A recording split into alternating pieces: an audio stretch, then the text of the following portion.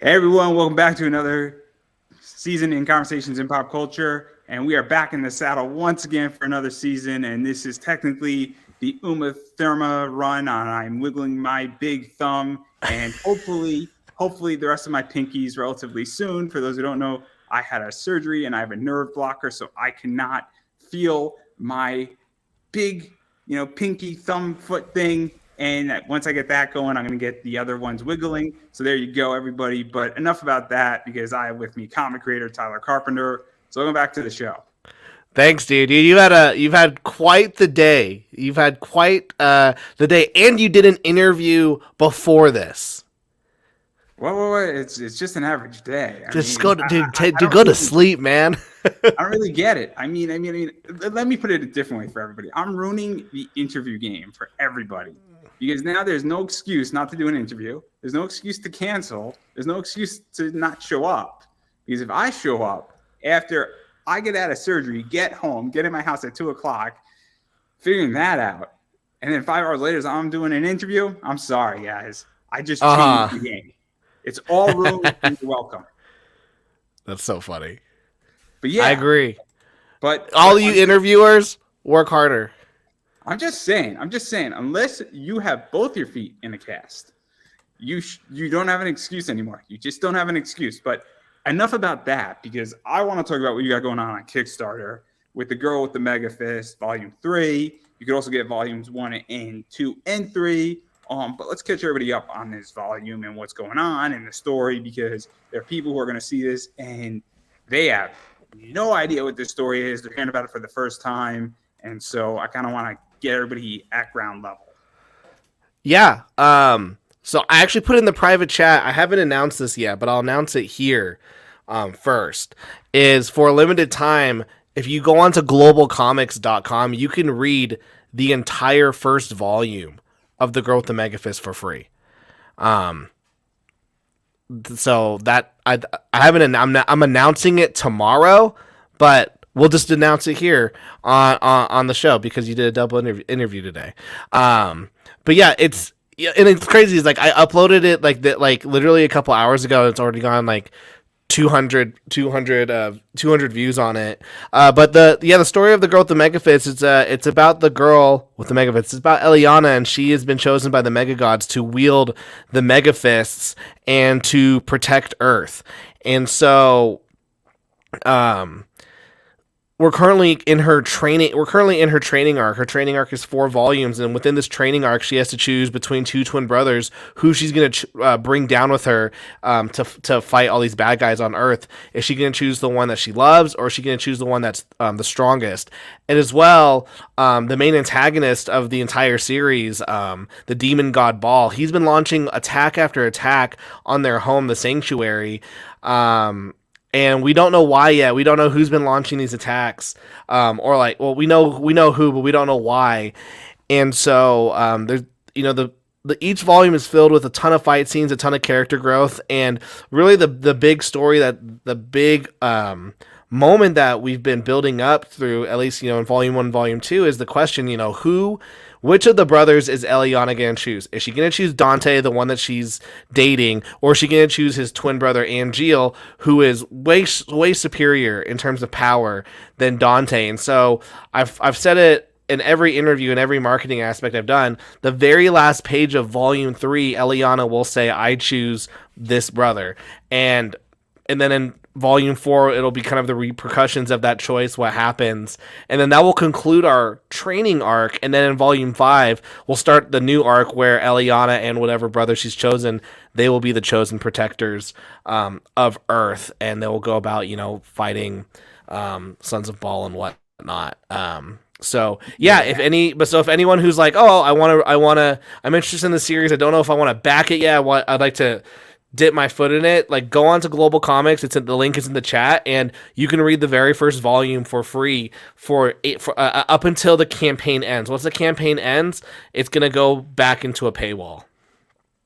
So yeah, so let's actually talk about that before we really get into what's going on with Volume 3. What is this like? Because it's very interesting, I think, on a marketing level, and also try before you buy, and also providing the option of getting somebody hooked into it. Because I think this is one of the problems with once you get to, an issue 3 or a volume 3, it's you have a bunch of content and you need to get a hook into somebody. So what is that like to obviously say, hey, I'm going to leave it free for 30 days or 35 days. If somebody likes volume 1, obviously they're going to hopefully, upgrade into either the PDFs for volumes 2 and 3 or all of the thing, or get physical copies or some combination of that, because I think it's a very interesting, way. And I don't know what your conversion is, but even still, I mean, I think it's really, really clever. And I think more creators should actually take a page out of your book for that. Yeah, I'll tell you this. My plan in April is this, and I once again, I'm just gonna announce everything here, Andrew. I haven't announced this or talked about it publicly, but I plan on treating everything I do now as if I was a musician. And so what I mean by that is I'm treating my chapters in my chapters and my issues as singles. And so what I mean by that is you can go on YouTube and listen to any song for free and learn about this band or this rapper. And you can listen to one of their songs, and then you can listen to another song, and you can listen to basically their entire freaking catalog for free, but get super hooked on them. So then you go, okay, well, what's the goal? And the goal is for you to buy the album or buy a concert ticket or buy merch or something like that. And so what I'm going to be doing starting in April is I'll be releasing, starting from chapter 0 of The Girl with the Mega Fist and all my other books, releasing each book, each chapter as a free single. So you can basically read all my books for free, but you will always be 3 volumes behind. So like you can read chapter 1 for free and chapter 2 and 3 and 4 and 5, 6, 7. But the people who are caught up on the series, they'll be on volume 4 and 5 and 6 while you're still stuck in volume 1. And so if you want to catch up, buy the volume in PDF form or the physical book. If you want to catch up, you're gonna have to pay. And so that's kind of how I'm treating it. And as well, and I don't know if I'm gonna do this or not, but I think at some point I might just go, okay, the very first arc, all of those chapters are for free, and then after that, like it costs, maybe, I don't know, 90 cents per chapter. Like I don't know. That's still like 50 free chapters of my book that you can read for free. And if it's like if you're not hooked at that point, then I don't know what to tell you. Like if you read all 54 chapters and was like, this is great, I feel like you can then maybe start paying for things. So I don't know about that aspect yet, but yeah, I am starting to, because there's a thing. I'm on volume 3 next, and in a couple months I'm going to be on volume 4. And my big thing is I was looking at my graph on BackerKit, and if you go into the back end, you give them your information. Volume 1 and volume 2, I captured so many new readers. And in volume 3 right now, my biggest hurdle is that I'm not capturing as many new readers as I did in volume 1 and volume 2. I'm actually getting mostly return readers, which is a fantastic thing. I love that I'm getting returning readers. But now I'm not getting new readers because they might go, oh, it's in volume 3. It might be too late, or I don't know anything about the series. And because it's in volume 3 going on, I'm not even going to dip my toes in it. So I'm basically at this point going, hey, here's an easy access point. You can read it for free. And now if you like it, now you have a reason to get volumes 2 and 3. Let's actually talk about that. You mentioned something interesting that's slightly off on that, but I think it's going to hook right back in. One of the things is that I feel Kickstarter's gotten complicated. And I mean, I could tell you that, in March, my just economic spending on Kickstarter is, I'm done. I have, yours, and then I have the Greg Bo Watson trading card set, and I went a little big on that one. And I haven't announced anything on that yet because I can't on what I purchased. But it's a big deal.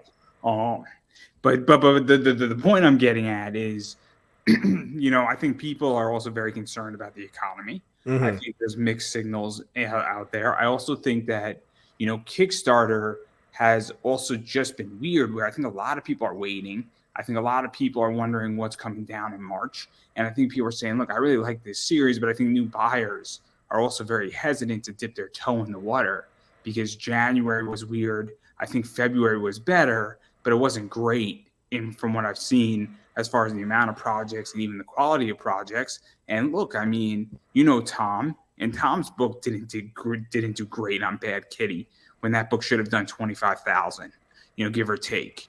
On the high end, and conservatively, it should have done 18. And so I'm curious, do you think that's the issue, or do you think it's something else, or do you think it's an entry point? Because I think it's a lot of things are in play right now. I don't think it's just the issue of, new readers don't have an access point.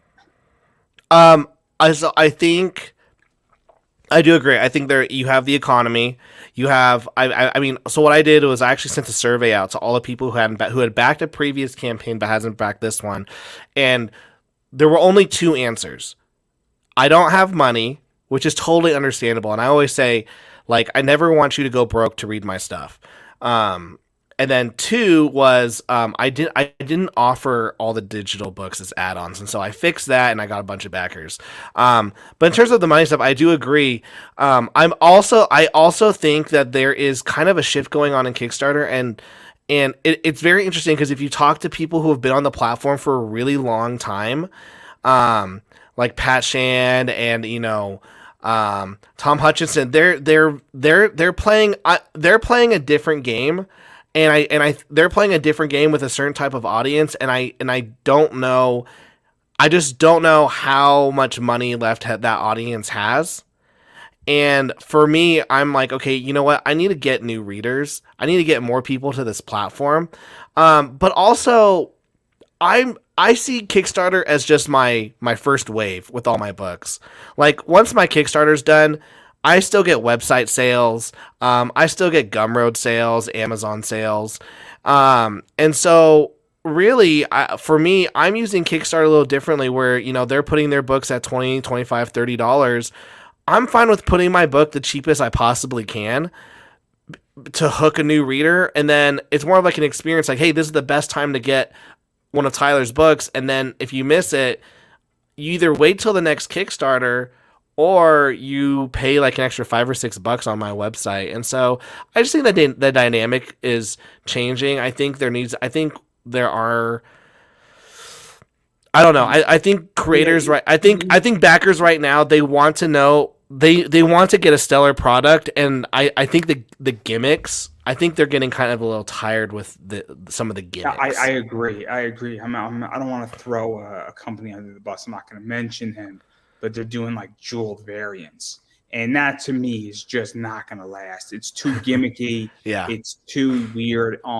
And I mean, I have some criticisms on also when people are launching. There's a concept of bleeding out a reader. Yes. Where if you finish a campaign and then 3 weeks later you launch another one, there's nothing wrong with that, but you can drain a reader.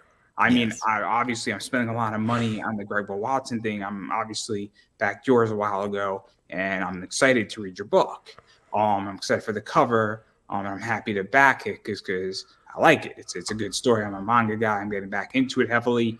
But one of the things is that I'm bled out in March for a lot of reasons. And so I'm not backing another campaign till April. And I don't care if you got the coolest campaign in the world. I'm bled out. And I think that's what's going on. I knew your campaign was coming and I planned for it. I knew Greg Bowes was coming and I planned for it. But if Pat Shan, Tom have a campaign, actually, if Tom has a campaign, I'm not going to back that. But beyond that, I'm bled out. Well, it's one of those things as well where like at least one thing I think I've done well with the Growth Megaphys is I wait months in between those campaigns because it's like, okay, thank you for backing me, give you some time to read the book. But like, if I was launching a new campaign every single month, it would create that reader fatigue. And I've heard the argument that like, oh, well, comic book readers are used to going to the store monthly and buying books, but those are $3 to $4 books. Not and $15 to $25 a book. I'm not. So like, yeah, exactly. So it's just a complete different ecosystem. And as well, you're not being hounded with marketing of these, Spider-Man issue, like every single day for months. And so, every Kickstarter is essentially like a really big release event. Like I've got books that I could probably do 4 or 5. I could probably do 5 or 6 Kickstarters a year with the amount of like books I'm putting out, and I'm just deciding at this point. You know what? The max I'm ever gonna do is 3 a year, and it just means I have to do a little better of my scheduling of my series. And if I do want to, like, let's say, um, I have this thing what I'm doing where I'm coming out with a new one shot every single year that's just black and white, 24 to 32 pages. And I'm not going to do a campaign on those ever. I'm just going to throw those on in my add-ons. So if you want it, I'm going to go, hey, this also is a new release. You can get it as an add-on. But I'm never going to do a whole separate campaign for it because I just feel like it's just another event that you have to mentally and emotionally prepare a customer, and they're just going to get so tired. They're just going to get so tired of it. And I think we are seeing a lot of creators who are like, oh, I'm doing 10 campaigns this year. And you're like, I can't back 10 of your books. I can back one, but 1 or 2. Because I have to make room for some other people. I know Pat's doing one a month. Travis Gibb, he's doing like 17 different Kickstarters this year. I mean, I think it's too much. I think you're bleeding and you're destroying your reader's bank account. You're almost punishing them because they want to support you. And I'm a big advocate of this, where you got to let somebody say, cool, I have a job. I get paid every 2 weeks. I back your book. Let me refill the coffer. Let me get 2 paychecks ahead, back another one of your books, drain the coffer. Let me get 2 paychecks ahead. Let me do that. And I think when you're running it on monthly, what happens is that you're not on a 2-week cycle, you're on a 3-week cycle, and you only get paid once in that cycle. And I think it's a real issue. And then you know what happens? You create, it's a very much a punishment. It's not a reward.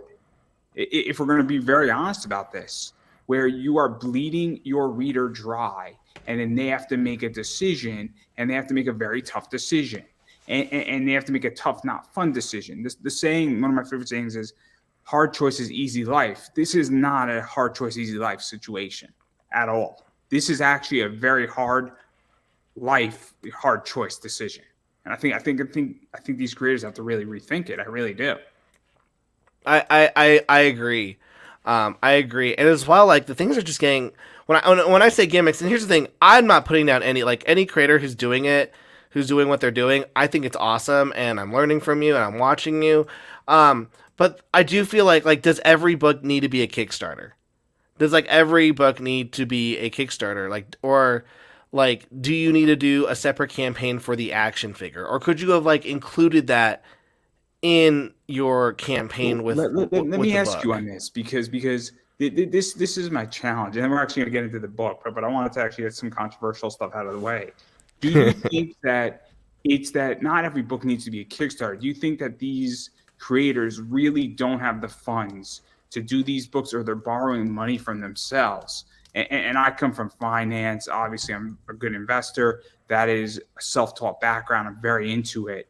And I run an eBay business on this. I'm into cards. I'm into all sorts of stuff, moving and selling merch. So do you think that it's that not every book needs to be a Kickstarter, but people really borrow money from themselves, or that they have half the book funded from maybe a Kickstarter that did really well, but they need to raise the money and that's why they're on it?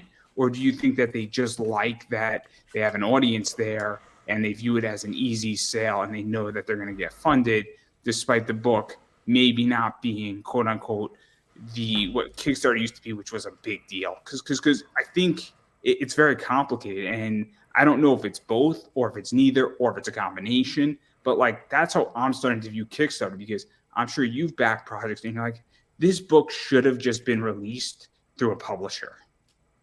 Well, not everyone has that opportunity. I'll say this, and this is the math that you kind of let's say your book is 5 issues. You can either do the 100-page graphic novel, and that's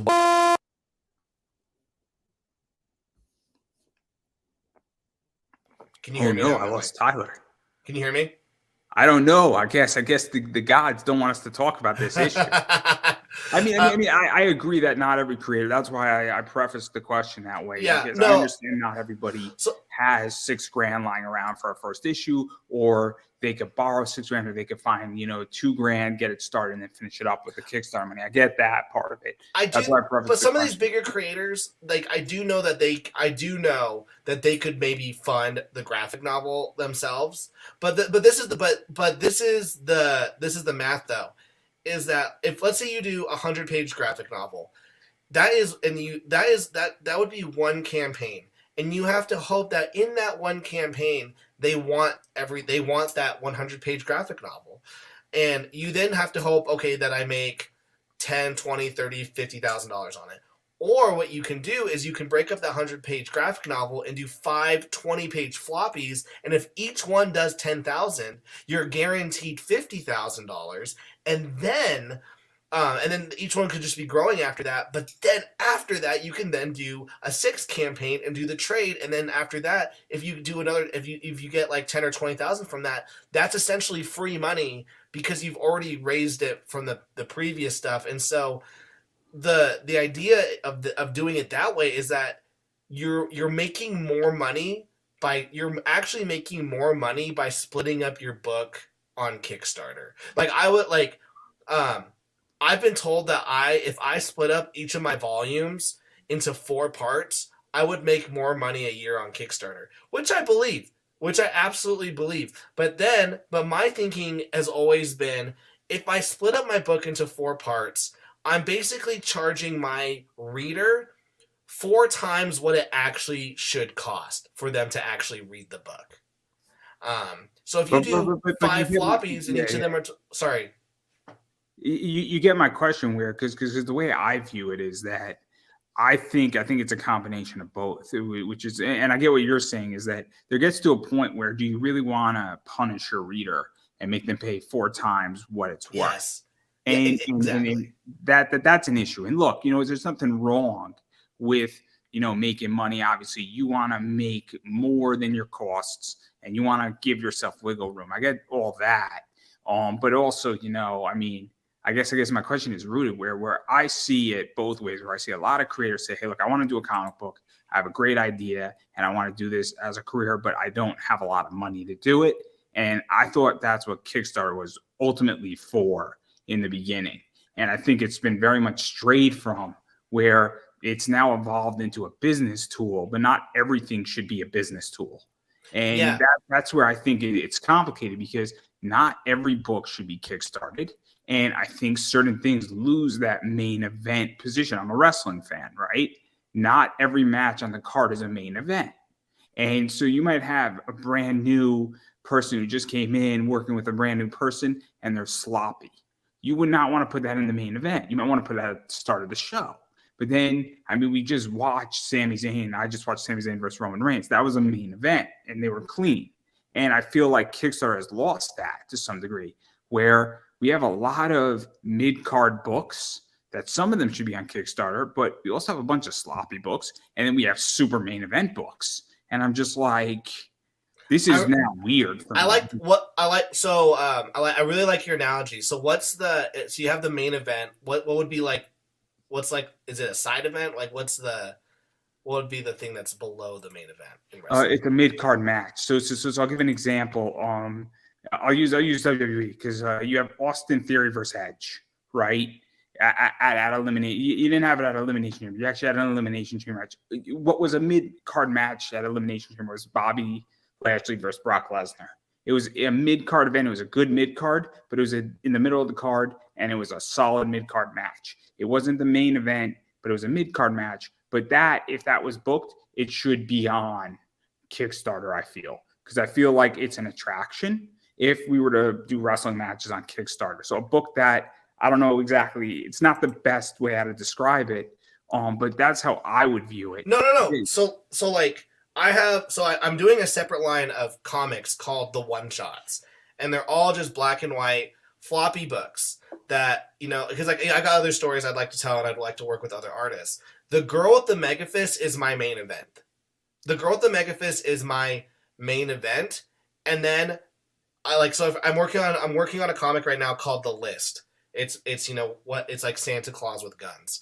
And so but What? That's not sloppy, but that would be a main event, for instance. That would be a mid card, right? Yes, Cool. that's my mid card, and I'm not gonna do a campaign for it. I'm not gonna be like, "Hey guys, for 30 days I'm raising." No, what it is, it's, "Hey, I have the girl with the mega fist. This is the main event, but do you want this Santa Claus book with a gun? You can also get it as an add-on, but you have to buy the girl with the mega. You have to get the main ticket, which is the girl with the mega fist, and then you can throw it on as an add-on, um, for cheap." And so that's how I think.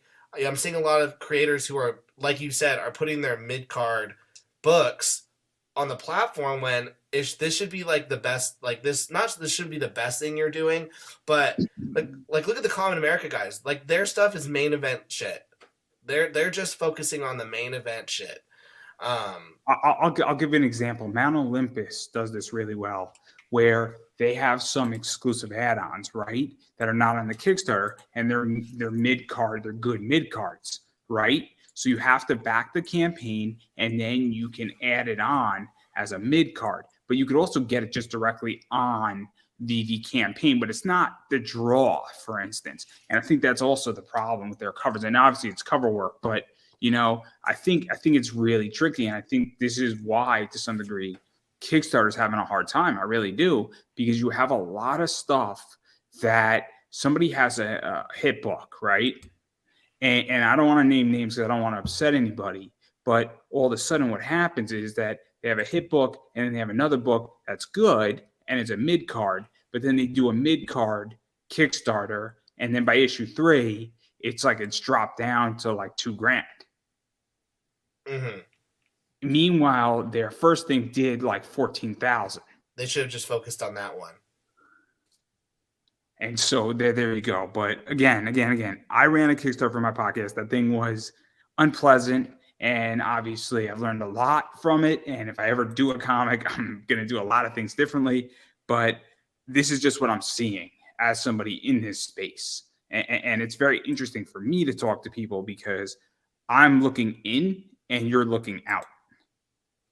Yeah, I don't think I don't like I'll talk to about an example of this. I think is my friend Nicholas Mueller, and I don't think he'd be offended if I said this because I like Nick. He's been on this show. Yeah, no, he's. I talk with this guy. I talk with Nicholas like every day. Like he's my favorite. He's like the only guy I really talk to about like what like are like back like behind the scenes comic stuff I do. But I don't think he'd be offended if I said this.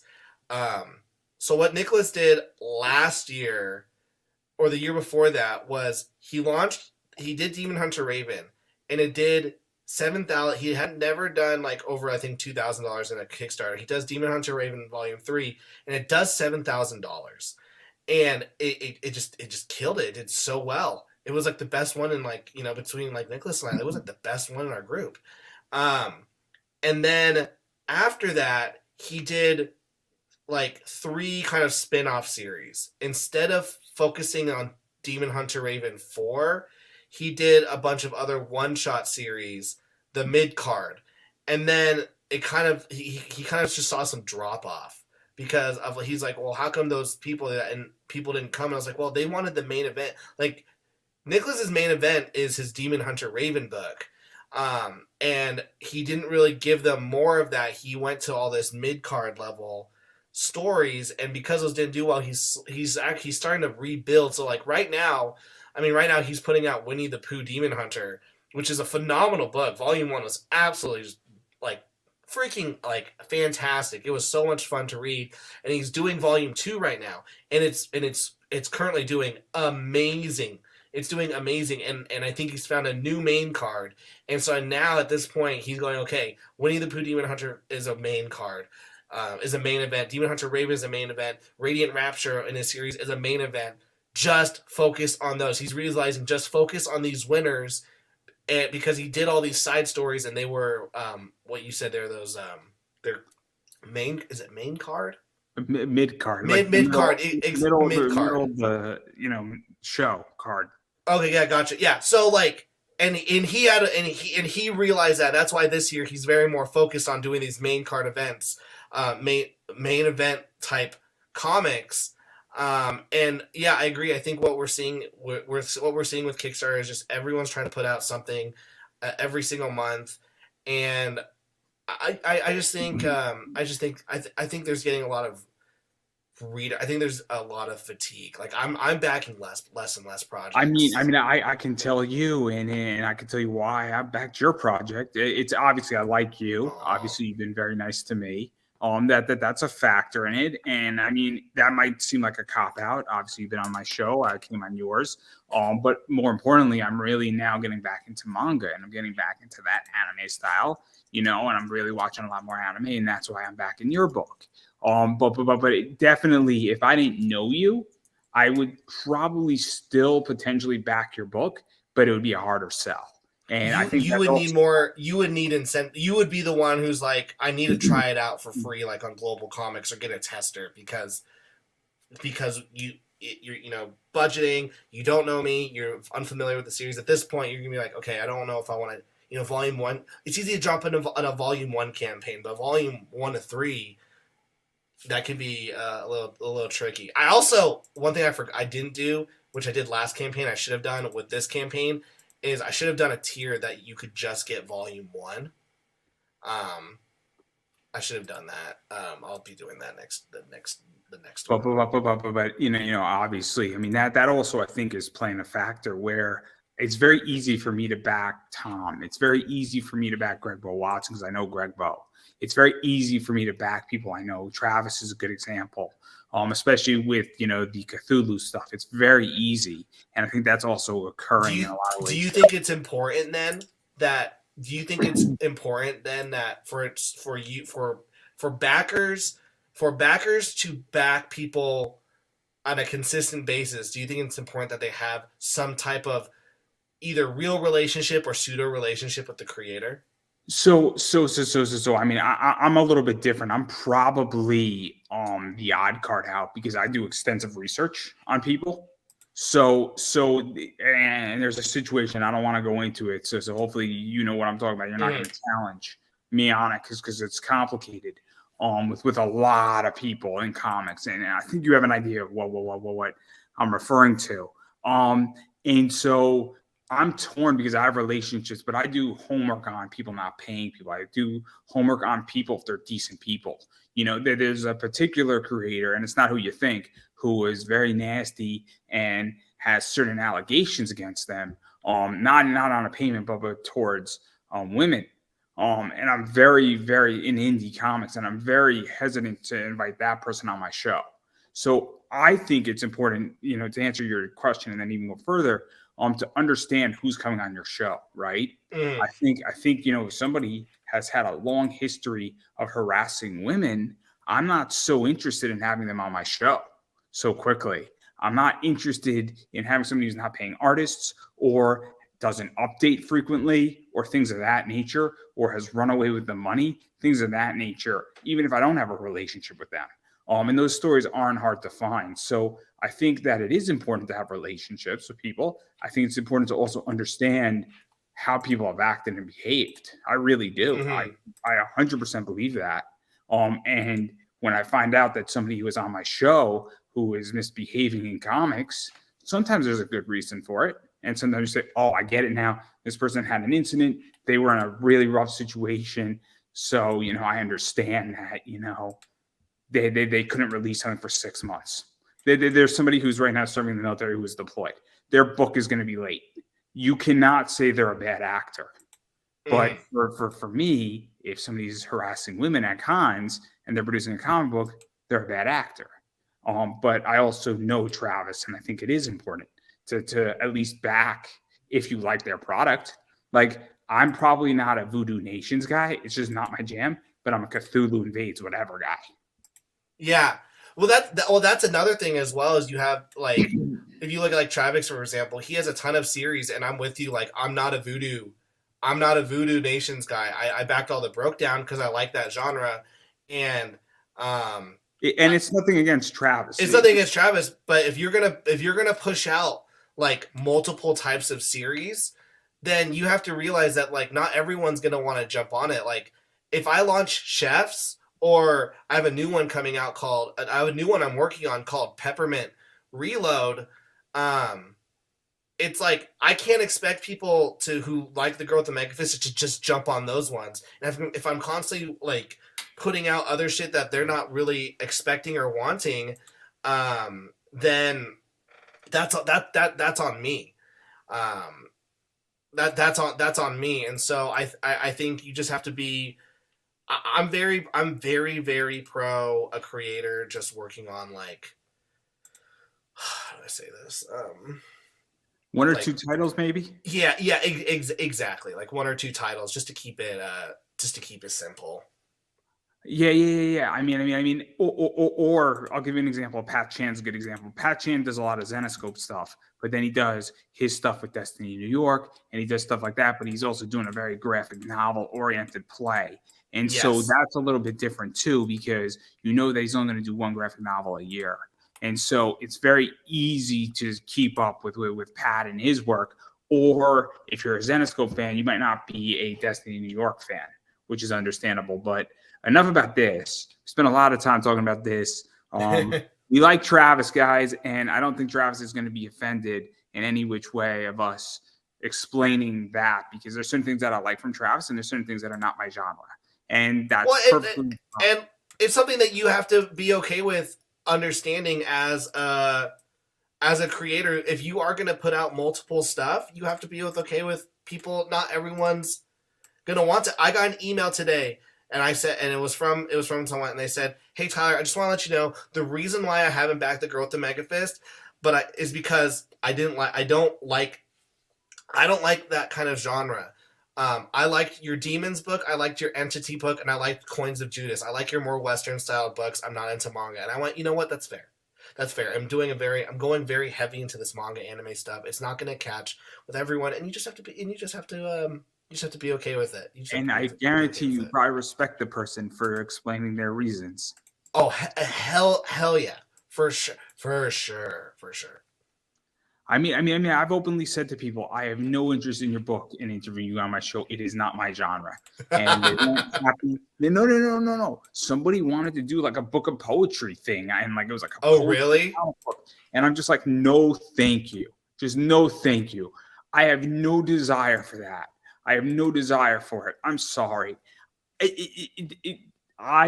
love mecha books, and if somebody has a mecha book, I will make them cut the line. They get to cut the line. Wait, do you like mecha books?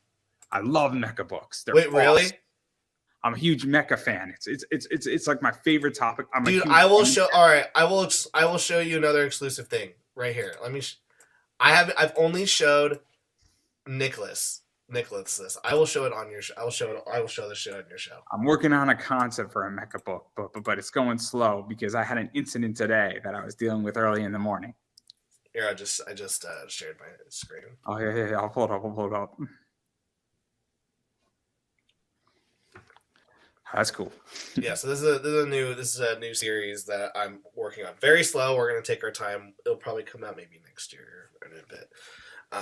But yeah, I was just like, oh, he likes mecha. There's but yeah, so I want to get out of all this. I'm sure that you'll be back on at some point, and my leg will be healed at that point too. See, I could tell so many jokes now. I have so many jokes. I just don't feel like sharing any of them right now. I have a joke for somebody on Friday that may or may end the interview. It's a good one. It's some of my best work. It's like it's Raven Gregory level. Oh, there you go. Oh, that there you go. I mean, it might offend a good chunk of America, but that's okay. It's funny. It's actually relevant to today too, which is hilarious. But anyway, I'm sorry, my throat's all messed up. No, you're good. Pardon me, everybody. But I do want to talk about the girl with the mega fist because obviously this interview took a side quest. Because my life is an RPG. But not the point. So you see what I did there, Tyler? See what I did? I was like, did he do that intentionally? Yes, that was amazing. Yes, it was. That was fucking amazing. Yes. But I do want to talk about the girl with the mega fist because what I like about this issue is that she now has to make a choice, and the brothers are fighting in a tournament. Both their lives are going to be ruined, no matter which way we cut it. That's just the fact at this point. They're probably going to hate each other in the long run. But this is because the council has basically allowed and basically forced Eliana and decided to help her decide by having the brothers fight in a tournament. And so it's very interesting because now she also is going to have resentment. And also it's a year later. And so this is really cool what you've done in this book, because they're now all stronger. They're now all a year older. And now her choice has been somewhat taken away from her. And now her fate and her destiny, per se, she still has some influence, but some of that influence has been gone and taken away by the council. And so what is this like? Because it creates such an interesting dynamic. Yeah. So like, I'm not gonna say what it is, but one of my readers on Twitter guessed like the whole, like one of the biggest plot points of the like entire series. I was like, shut up. But what this does is this is really like laying on, like the majority of this series is going to take place on Earth. This is all like this is all the build up shit that that we have to do in order for us to understand the stakes and the relationships of these characters, because we're going to see these characters for the entire series, and this is the building blocks. And so and as well, this book has a lot of religious undertones. I grew up in a very religious household, like I grew up on a super religious household, and so if we didn't do certain stuff, like there wasn't a lot of choice. Like I'll say this: I grew up Mormon, and I still am. But it doesn't change the fact that that I was told my whole life that you're gonna go serve a Mormon mission, like that's what you're gonna do, and you don't really have a choice in that matter. Like you are gonna do this, and I always struggled with it. Like I went on my mission super duper late. Like you're supposed to go at like 18 now. I think I went at like 20. And because I was like, I don't know if I actually want to do this. And so and essentially it's like, why am I doing this? Why am I doing something like that I don't want to do? And it's kind of goes with the whole Eliana thing. Like she's like, why do I need to go down to Earth? Like why, like seriously, like she's like, why do I have to go down to Earth? Who are these people? Why do I have to protect them? Why is everyone making decisions except me?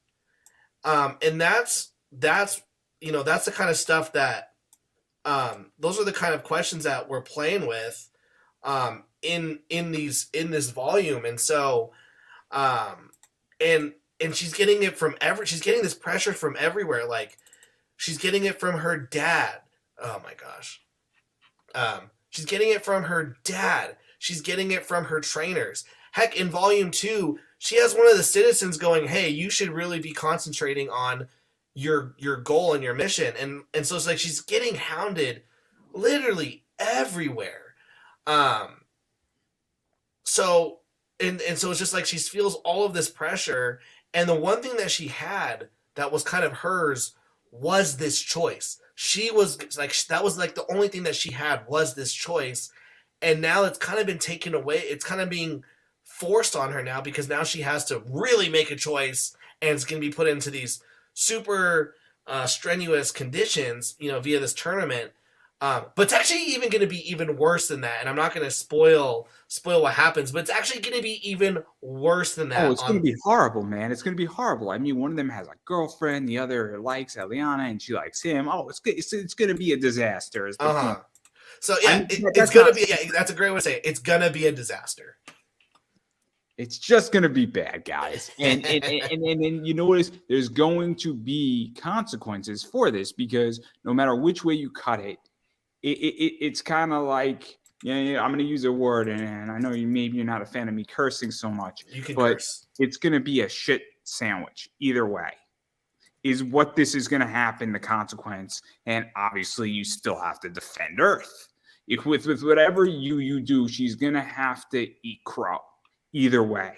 And it's whatever. And then you take away somebody's choice to say, I'm gonna make the decision, and it's clear that she's gonna make a decision, right or wrong.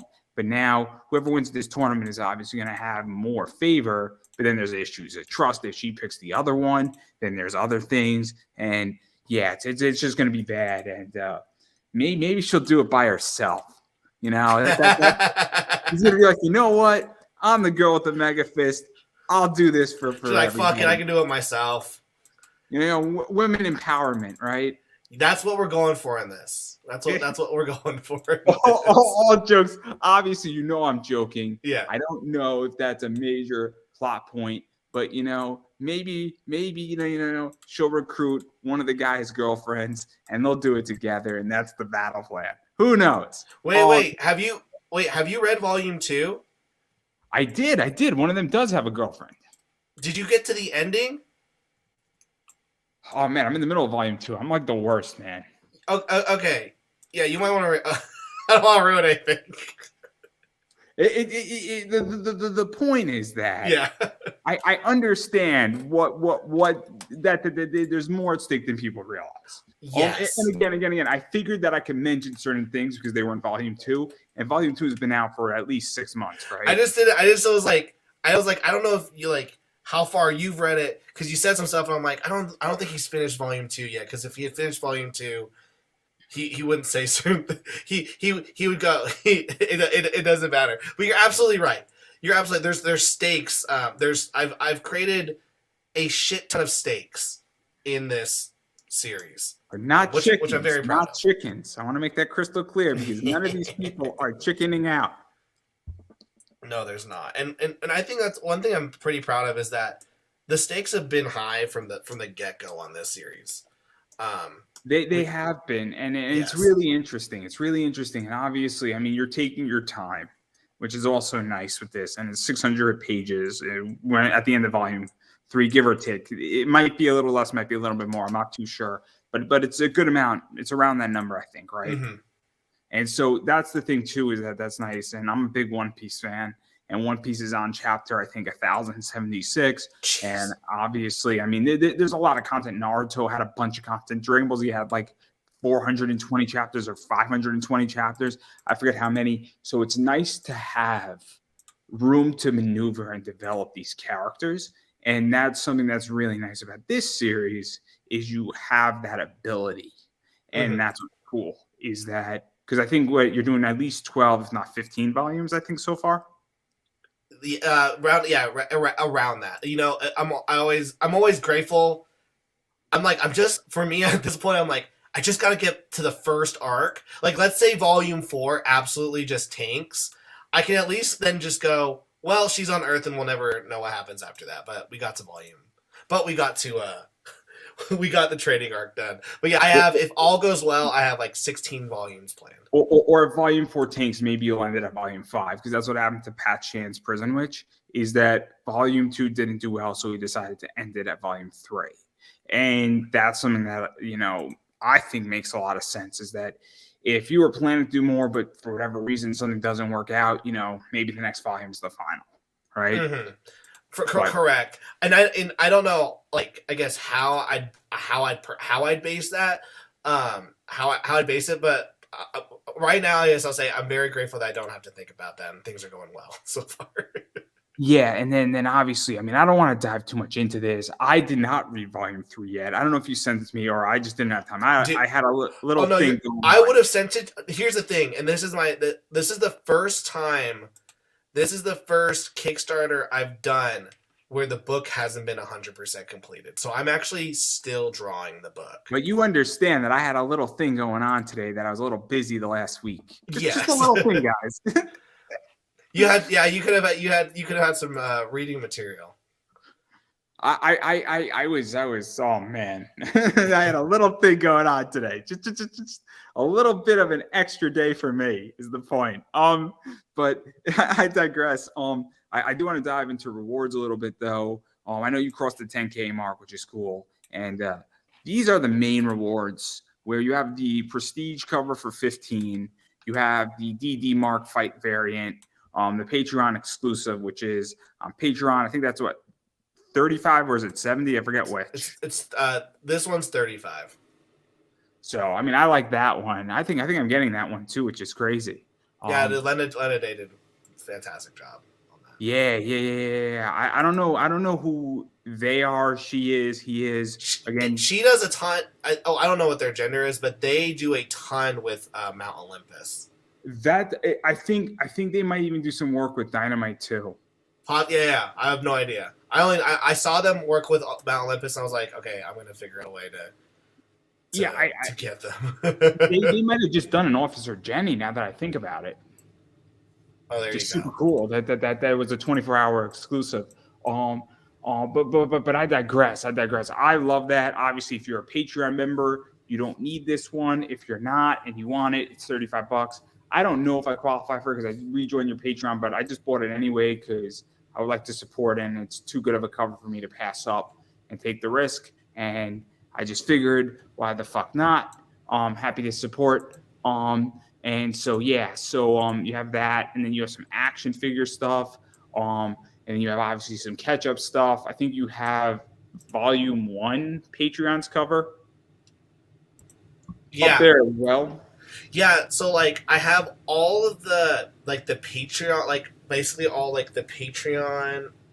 So the only reason why I have the Patreon Volume 1 cover on there is because I have so many. I have so many of them left. I over ordered and I don't know why I did. But as for like then I just keep the standard covers for Volume 1 and 2, and I'll keep the standard covers as add-ons. And if anyone ever wants like any of the extra exclusive or extra Patreon covers I have, I'm gonna keep those on my websites as like very, I don't want to say expensive, but they're gonna be premium. Premium is the right word here. We're upgrading the way we're gonna sell it. Premium. Yeah, exactly. Like you missed it out on the Kickstarter. It would have been, it would have been for that person $25, but because now I only have 5 left, it's gonna be freaking. Or even the Patreon. You I didn't know you had a Patreon, or I missed it on the Patreon. Yes. I love that cover, and I just want to be fair because the Patreon people got it for $30. You're gonna get it for $35. I think it's only fair that I give a reward to the people who are continuously supporting to make it happen. I'm the same way with a product that I'm going to be releasing soon. So that's something to keep in mind. That I'll probably announce maybe tomorrow night. Super, super cool. But I have to run it by if I can, with who I'm working. But again, I believe in the concept of halving. If you don't know what halving is, you're just not a crypto bro. It's all right. Bitcoin guys, I'm telling you, this rally is awesome. I love it. I was like, is he talking about crypto? I love it. But don't worry, we can also stake on this book too, but that's not the point. I have so many jokes, so little time. But I actually think it's really smart that you add a premium to it, but it's not exuberant. There we go. I think it's really, really important. And and then you have basically a bunch of other stuff that you've done. I think you have Demons, I think it is. Yeah. My Life as an RPG is available. I think you have Chefs, which is cool. I don't know if that's the only Chefs cover or if that's the Patreon cover, which that's the only one, but that's the discontinued failed Kickstarter version. Not failed. Sorry, it didn't fail. I canceled the Kickstarter. Big difference. We spoke about that too, but we don't have to relive that. Yeah. But that's that version.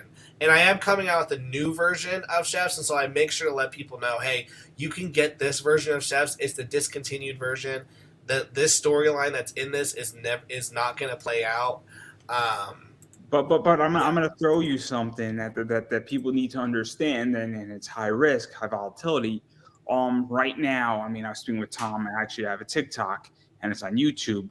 And he said anything can be licensed as a property.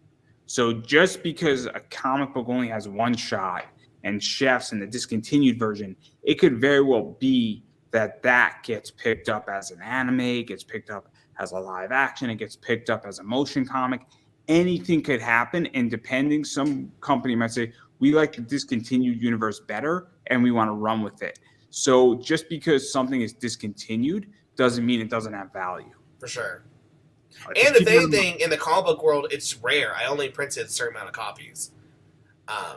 So you can be like, I have the OG pitch of Chefs before Tyler like rebooted it. I'm just saying, keep that in mind. There's no guarantees, but something to keep in the back of everybody's head. Obviously that's something out there. And then obviously everything else. I mean, I don't know what else you have. Oh yeah, your Coins of Judas book, which is cool. Yeah, I honestly think I've sold out on at least my Kickstarter add-ons of that book, which is fantastic.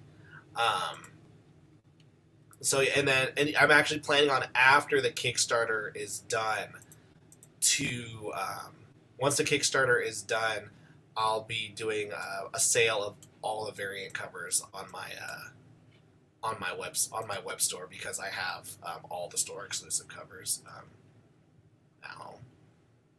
And obviously that's available. And for anybody who wants to save some money on shipping, that's the way to do it. On the Kickstarter, or was on the Kickstarter. So keep that in mind. Am I missing anything that you have? Nah, dude, I think you nailed it. The only thing I have left is really the statue. The 3D statue. I think we covered that. Yeah. I said it was an action figure. It's a statue. My bad. My mistake on that one. Also, you can get everything. So if you want a bunch of the variant covers and you want like all 3 covers and you want the mega pack, I think it is. I don't know if you still have a mega pack. Yeah, I still got the mega pack. And then you have the customer support stuff as well, where obviously if you want some help figuring out how to market, level up, some Kickstarter ideas, bouncing off anything in that regard, because marketing is very tricky right now. That's something to keep in mind as well. So that's something. Also, no, actually, we didn't cover the statue. There's a statue of Elena, and then there's I think I said it right? Eliana, my bad. And then there's also like those 3D printed stuff. So there's both, and then obviously black and white commissions, customer support, because marketing is very complicated right now. Yeah. What those have been, and they've all been great, is mostly it's like creators going, okay, like what do I even need to start doing? And it's just like me going, like, what do you want to do? And let's just push you in the right direction and have you like focusing on the right things. Because right now, with business, everyone gets so googly-eyed that they can't focus on one thing. And it's just like, okay, look this way and don't look anywhere else and just focus on this one thing. And then once you figure that out, you can move on to the next step. And a lot of creators, they just don't even know where to start looking for the information and how to get started. So that's really what I do with those calls. Yeah, and I think they're important. I think that covers everything. So I'm going to give you a chance to self-promote yourself. So where can people find you, bother you, hit you up, support, your website, get your Patreon, buy your Kickstarter is a big one, follow your social media, all that stuff, YouTube channel, all that fun stuff. I mean, I think a bunch of people know, but just to remind them. Yeah. You guys can find me at youtube.com/drawandtalk. You can find, I'm most active on Twitter at Tyler_C_world. You can currently get my best-selling comic book, The Girl with the Kickstarter, The Girl with the Mega Fist, on Kickstarter volumes 1, 2, and 3. If you want to read volume 1 for free, go on, check out Global Comics. You can read the first volume for free, all 200 pages, link in the chat. And Andrew, I appreciate you having me on. I always love coming on here. You always ask me. We always have good conversation, which I appreciate, and it's never like this stale. So when you like wrote the book, like what did you think about it? Or what's your advice? It's always like very deep questions about the creator economy and like business, and also you don't like fluff up shit. Like you say it as it is. So I appreciate you taking the time to talk with me tonight, and I also respect you. For respecting my time, because I told you I had to leave at a certain time, so I appreciate you respecting me on that as well, man. Yeah, and then I'm just going to quickly promote myself. Dude, do it. Obviously, I am Pop Anime Comics. So you can follow me on Twitter at Pop Anime Comics, Instagram Pop Anime Comics, Facebook Pop Anime Comics. Social media is absolutely free to follow. It makes a big difference. Also, YouTube. Got a lot of cool stuff coming out on YouTube. I am gearing up a bunch of shorts. So that is something to keep in mind as well, where there's a really bunch of cool content coming. And there's some Nurse Joy and My Valentine shorts that are coming, and some Sonic the Hedgehog stuff that's coming. So that's really big. So those are really fun. And some really good advice is actually coming out on shorts on YouTube. So they're less than 60 seconds. So go enjoy that. I also have my ad services up there. So if you're interested in advertising on this show, or you want to take a look at it, you're more than welcome to look at it. It's optional. So that's something that's out there. I have a Buy Me a Coffee, which is cool. Again, optional. But I really appreciate when people support me. And much like Tyler will help you with marketing, I will help you on the business side of things, because I build perpetuity economic machines that self-fund themselves, that will make you retire with dignity. So if you're interested in that stuff, I actually just did it with bonds today, oddly enough, while I was in surgery. So very cool. And basically it will self-fund growth in bonds. And I've done it in my eBay business. I do it with stocks, and I'm doing it with crypto. So if you are interested in that, and you're a comic creator, or anybody who listens to this, I could definitely help you out with that. So if you're interested, just let me know. Shoot me a message. I'm not that hard to find. And that's the basic plan. And I'm going to let you take us out with the final word. You guys, what are you waiting? What are you waiting for? Go remember to subscribe to Pop Anime Comics. You also have the craziest guests. Like, you get, like, I was watching one that you did the other day, and I was like how the fuck did he get, like, how the fuck did you get this guy? It just blew my mind. Are you talking about the Rock Lee interview? Yeah. Where is it? Jeez, you've been posting. Oh, these are Ryan Donovan. It was the where is it? Hold on, I'm gonna get it. It was the okay, there we go. It wasn't Kylon King. Was it Kylon King? I think it was Kylon. I think it was Kylon King. I was just like, that was 3 weeks ago. You did one like a week ago, and I was like, how'd you get this person? But maybe, you know what though? It might have been, I might have watched it, and it might have just been an old one that they recommended me. It might have not been a new one. But you've had like the voice. You've had like tons of rest. Oh, you had an OnlyFans chick, right? What do you mean? I had Bella Madison on. I had Bella Rockefeller on. Yeah, I think I was watching that. I was like, dude, he's got some like OnlyFans girls people on here. This is awesome. I was supposed to have Flexi Effie on, but she didn't show up. That was upsetting. But that's not the point. Yeah. There's more coming. There's more coming. That's sick. It's the end result, and you'd be surprised, everybody. You'd be surprised, and I'm in negotiations with about 4 other very interesting people, and yes. Something big is coming. Everybody is the point for what I'm about to do. So That's yeah. sick. Just you never know what's going to come out of me, everybody. But take us out, Tyler. Take us out. All right, guys. You guys are all sexy. Thank you guys for watching another great episode of Pop Anime Comics. You guys have a good night. Peace. And that is a wrap, everybody.